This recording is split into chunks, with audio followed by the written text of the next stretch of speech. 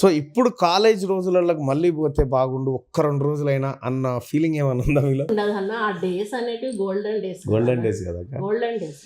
మీరిద్దరు కలిసి అంటే ఇక మేము పెళ్లి చేసుకోవాలని నిర్ణయించుకున్నాం, మేమిద్దరం ఒక ప్రేమ పక్షులం అనుకున్న రోజు మీరిద్దరు కలిసి ఇద్దరే పోయినటువంటి సినిమా ఏది? మొదటి సినిమా జాకీ. ఆయనకు తెలియదు, గుర్తుండదు. జాకీ శోభన్ బాబు సినిమా. అచ్చా.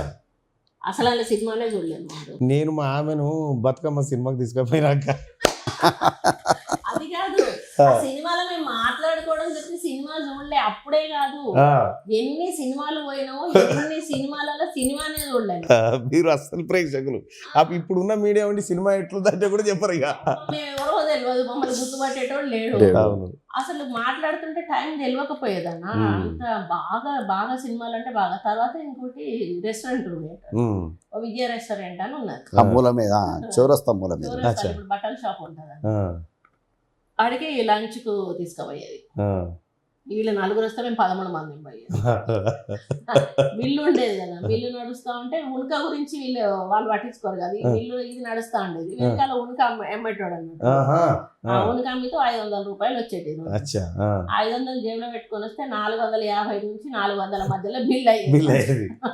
కట్టేసేది 40,000 అనుకో అప్పుడు. ఆ టైంలో 40,000తో సమానం కట్టేసేది, వెళ్ళిపోయేది. అట్లా చాలా రోజులు. సరే, ఇది అయిపోయిన తర్వాత సరే కొండా మురళి అంటే ఒక హడల్. ఇది బయటనే ఉంటుందా, ఇంట్లో కూడా ఉంటుందా?